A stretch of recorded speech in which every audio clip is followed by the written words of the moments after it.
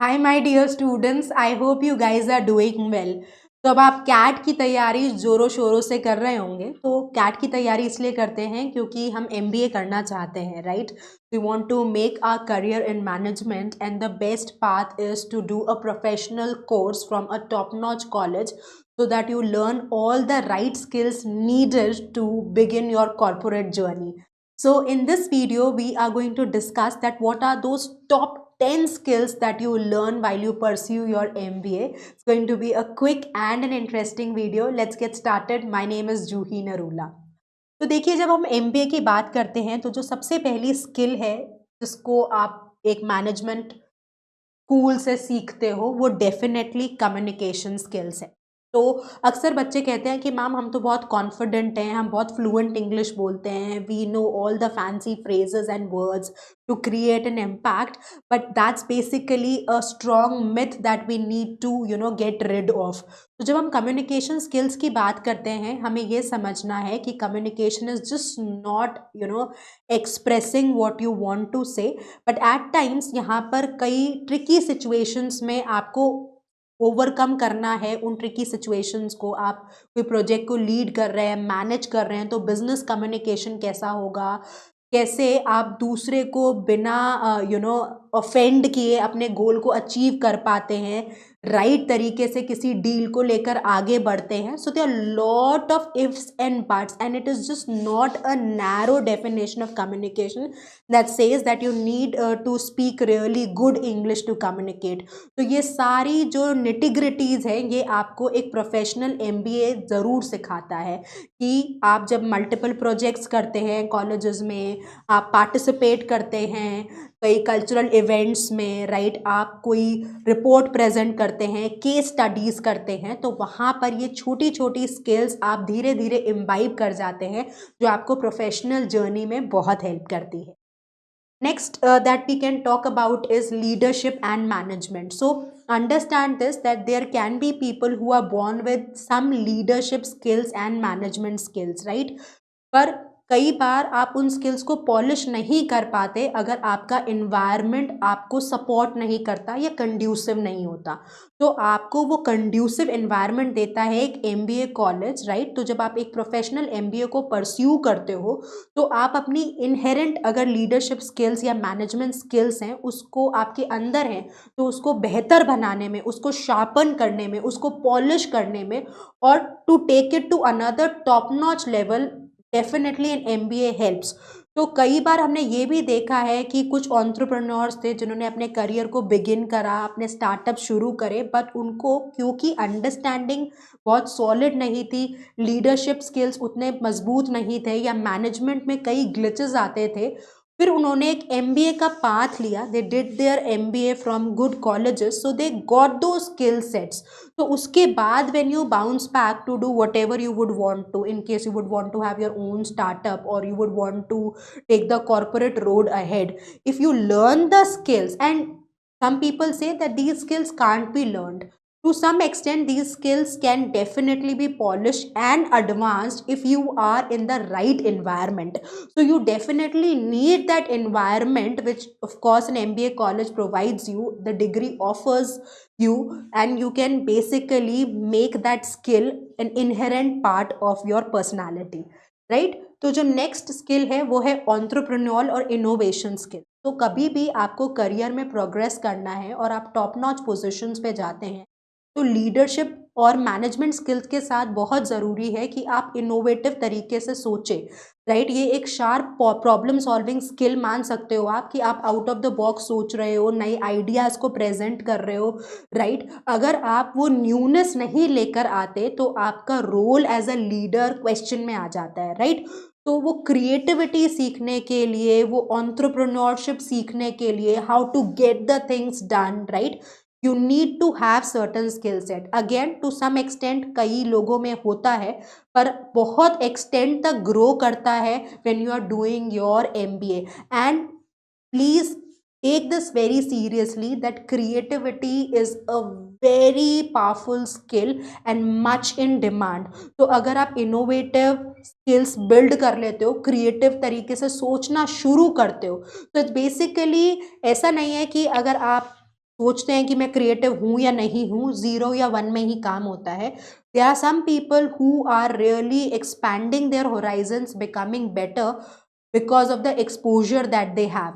So definitely you can become better with both these skills when you are pursuing your MBA. So in case you are beginning your journey in the corporate domain, you will be given a lot of projects which you need to manage. And when you are handling projects, so there are specific profiles. तो कई बार अगर आप MBA करके निकलोगे तो आपको जब companies लेने आएंगी तो प्रोजेक्ट मैनेजर की तरह, आपको प्रोग्राम मैनेजर की तरह लेने आएंगी, राइट? तो वहाँ पर आप सीखते हो कि कैसे आपको हर एस्पेक्ट को कंसिडर करना है. So when you are working with 10 different people, you need to know how to talk to those 10 different people, right? There can be a person who's from marketing, there can be a person who's from the designing team, there can be a person who can be from finance team, there can be a person from the production team. तो आप कैसे उनको handle करते हैं, कैसे cohesion establish करते हैं पूरे प्रोजेक्ट में, पूरी टीम में, वो आप सीखते हो जब आप एक MBA परस्यू करते हो, राइट? तभी तो एक MBA करने के बाद आपको प्रोजेक्ट मैनेजर जैसी पोजीशन को लेकर हायर कर लिया जाता है, बिकॉज इट इज एक्सपेक्टेड, या ऐसा मान लिया जाता है कि जब आप 2 साल का अपना MBA का प्रोग्राम कर रहे हैं, आप ये स्किल सेट अक्वायर कर चुके हैं, right? So there are certain deadlines also that you need to meet. So how do you approach, right? What are the time frames that you are setting? So under the intensive grilling that is done in a solid atmosphere, you imbibe these skills. तो जब भी students पूछते हैं कि ma'am हम MBA कहीं से भी कर लें या टॉप नॉच कॉलेजेस से करें, तो हमारा आंसर ये रहता है कि टॉप नॉच कॉलेजेस से करिए, क्योंकि जो आपके पीयर्स होंगे, जो प्रोफेसर्स होंगे, जो इन्वायरमेंट होगा, जो ग्रिलिंग होगी, आपकी जितना टॉप नॉच कॉलेज होगा उतने ये सारे फैक्टर्स बहुत सॉलिड रहेंगे, और जितने ये फैक्टर्स सॉलिड रहेंगे उतना आप निखर के आओगे, right? So it's really important to understand that if you are planning to do your MBA, target the top notch B school so that you get the right exposure in every domain, and these skill sets which you should imbibe, you're imbibing to perfection. मतलब perfection तो myth है, but to the best possible way, right? और ऐसा नहीं है कि आप सिर्फ MBA में ही सीखते हैं, एक बार आप अप्लाई करने लग जाते हैं at the working front also you get better. But again a person who is at a very initial stage जहाँ पे बिल्कुल ही रॉ है, और एक पर्सन जो पॉलिश होके आए एक अच्छे B स्कूल से, ज़मीन आसमान का अंतर हो जाता है, और वही डिफरेंसेस आते हैं आपको जो पोजीशंस ऑफर की जाती हैं और जो पे पैकेजेस ऑफर किए जाते हैं, राइट?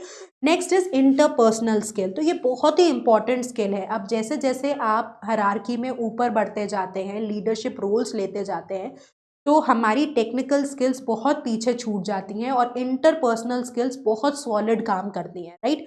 तो आपकी इंटरपर्सनल स्किल्स सॉलिड होना ज़रूरी है.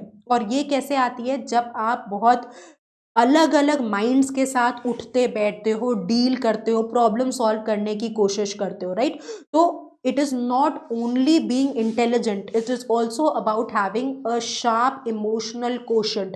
At times people might be very sharp, they might be technically very solid, but जो उनका emotional quotient होता है, interpersonal skills होती है, वो इतनी कमज़ोर होती हैं कि पोटेंशियल होते हुए भी वो हायरार्की में क्लाइम नहीं कर पाते. कई बार आपने देखा होगा कि 2 लोगों ने एक साथ अपने करियर को बिगिन किया, और एक बहुत सीनियर लेवल पे पहुंच गया और एक interim level, mid level position पे भी धक्के खा खा के पहुंच रहा है.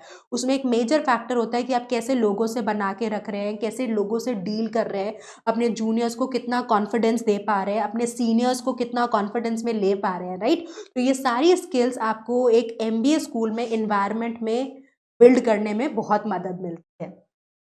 Next, of course, like I said, कि problem solving और decision making, these are 2 aspects any leader would have, right? Should have, must have. मतलब यहाँ पर आप कह नहीं सकते कि मेरा अगर मुझे प्रॉब्लम सॉल्विंग नहीं है, डिसीजन मेकिंग नहीं है, तो मैं एक अच्छा लीडर नहीं बन सकता. ये होना ज़रूरी है to be a good leader. अगर ये स्किल्स नहीं है तो कहीं ना कहीं आपकी करियर जर्नी में आपको बहुत हर्डल्स का सामना करने को मिलता है.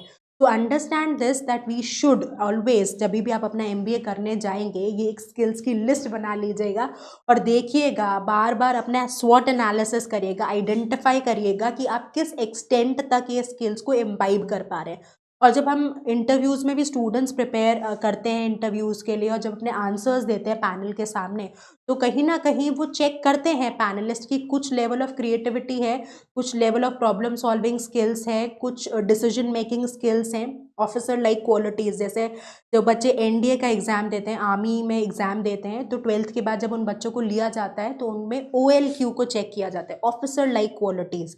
लाइक मे बी पॉलिश करके हम तुमको ऑफिसर बना देंगे, बट तुम्हारे पास कुछ स्किल सेट तो है। सिमिलरली ये सारी स्किल्स आपके कुछ एक्सटेंट तक जज होते हैं। पैनल जब भी आपका इंटरव्यू लेता है वो देखता है कि कुछ एलिमेंट्स तो आपकी पर्सनालिटी में हो, आपकी इंटरपर्सनल स्किल्स कैसे हैं, कम्युनिकेशन स्किल्स कैसे हैं, राइट, आप प्रेशर में कैसा परफॉर्म कर रहे हो, और आप कितने एक्सटेंट तक प्रॉब्लम को सॉल्व कर पा रहे हो। ऐसा हमने कई डिस्कशंस में बच्चों से भी सुना है कि अगर उन्होंने कह दिया कि हम सुडोकू सॉल्व करते हैं, ये हमारी हॉबी है, तो उनको pressure, under the pressure of the interview, एक इंटेंसिव इन्वायरमेंट में एक्चुअली सुडोकू सॉल्व करवा लेते हैं, राइट। तो बेसिकली वही आपकी प्रॉब्लम सॉल्विंग स्किल्स देख रहे हैं। डिसीजन मेकिंग तो कई कॉम्पिटिटिव एग्जाम्स में एक इंपॉर्टेंट रोल प्ले करता है। जैसे जैट एक एग्जाम है जहाँ पे डिसीजन मेकिंग के सवाल आपसे पूछे जाते हैं, तो कितने एथिकल, कितने रैशनल, कितने लॉजिकल आप डिसीजन ले पाते हो, वो इम्पॉर्टेंट है। तो कुछ एक्सटेंट तक तो ये ट्रेड्स आप में होते ही हैं अगर आप एक टॉप नॉच स्कूल में जा रहे हो। और अगर आप अपनी प्रेपरेशन कर रहे हो और ये वीडियो को देख रहे हो, तो कोशिश करो ये जो सारे स्किल्स की मैं बात करी हूँ कुछ एक्सटेंट तक आप इम्बाइब करते जाओ, ताकि आप इंटरव्यूज़ में ये स्किल्स को रिफ्लेक्ट कर पाओ। और ऑफकोर्स पॉलिश करने के लिए तो आपके पास 2 साल हैं ही, right. Next of course is to understand the global environment scenario, right. तो कई बार क्या होता है कि आपकी बिजनेस अवेयरनेस भी सॉलिड होना ज़रूरी है। मैं अक्सर बच्चों को कहती हूँ कि आप पॉडकास्ट सुनिए, राइट, आप न्यूज़पेपर्स पढ़िए, बुक्स रीड करिए, राइट। इससे आपका होराइजन बढ़ता है, it widens to absolutely another level. आपको एक अलग तरीके का एक्सपोजर मिलता है। और आप जब एक MBA स्कूल में जाते हो तो इतनी केस स्टडीज कराई जाती हैं कि आपको एक in totality what is happening around, right, you get a better picture, because in any company that you are working or you're going to work with is going to have some influence of how the global economy is working, right, how the things around are working. So you need to understand the dynamics very intelligently in such a detailed fashion that you know how to take the advantage and where can be the possibilities जहाँ पे आपको दिक्कत आ सकती है। तो आपके initial game plan ही ऐसा हो कि आप प्रिपेयर्ड हो उन डिफिकल्टीज को ओवरकम करने के। Another important thing is that you need to be a solid planner. तो आप स्ट्रैटेजिकली कैसे सोच पाते हैं और आपकी प्लानिंग स्किल्स कैसी हैं, अगेन ये बहुत एक्सटेंट तक ग्रो करती हैं जब आप एक राइट बी स्कूल के एनवायरनमेंट में। बहुत सारे प्रोजेक्ट्स दिए जाते हैं जहाँ पे आपको एक सॉलिड प्लान बनाना होता है, उस प्लान का एग्जीक्यूशन करना होता है। एग्जीक्यूशन के लिए स्ट्रैटेजी इंपॉर्टेंट है। प्लान का कितना कंट्रीब्यूशन है, स्ट्रैटेजी का कितना कंट्रीब्यूशन है, राइट। आप कौन से डिटेल्स को मिस कर रहे हो, कौन सी डिटेल्स को इनकॉर्पोरेट कर रहे हो, ये सब आप होलिस्टिकली सीखते जाते हो जब आप एक अच्छी जगह से MBA कर रहे होते हो।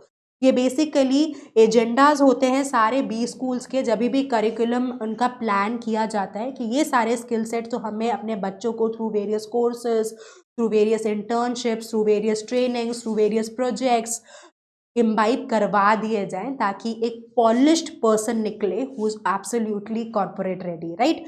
अब एक नया स्किल सेट आ गया which is not very new, because since last few years it is really taken the entire market to the new revolution which is data analysis. तो अभी भी मेरी रिकमेंडेशन रहेगी कि डेटा एनालिटिक्स के कोई छोटे कोर्सेज होते हैं जो आपको कई साइट्स पे मिल जाएंगे, आप उन कोर्सेज को ज़रूर पिक करिए, क्योंकि डेटा एनालिसिस एक हॉट स्किल सेट है जिसका मार्केट बहुत टाइम तक आगे भी रहने वाला है। तो ऑफ कोर्स डेटा एनालिसिस के कोर्स तो ज़रूर होगा, आप चाहे किसी भी स्फीयर में अपना MBA कर रहे हो और आपको ज़रूर सिखाया जाएगा, बट आप इनिशियल लेवल की प्रेपरेशन में ये कोर्स ज़रूर कर सकते हो, right. Another of course skill is the financial management and financial analysis. Ultimately तो सारा का सारा game is how are you bringing the business and the numbers, right? So this is a major trait that you learn while you are doing your MBA. तो courses आपके financial skill set, financial planning, financial management, financial analysis के around build होते ही होते हैं। तो ये holistically आपको prepare करते हैं ताकि आप एक कॉर्पोरेट लीडर, एक कॉर्पोरेट मैग्नेट बन सकें और अपने करियर को सॉर्ट कर सकें, right? So now you know what are the skill sets that you're going to learn, and to some extent these skill sets should be there in you when you are appearing for the interview. Not all, not 100%, but at least to some percent where they are satisfied and they know, and you are able to give them the confidence that if you become a part of that MBA top notch college or the B school, you are going to flourish and get better with these. So I hope you really like the video. Keep working hard, stay consistent.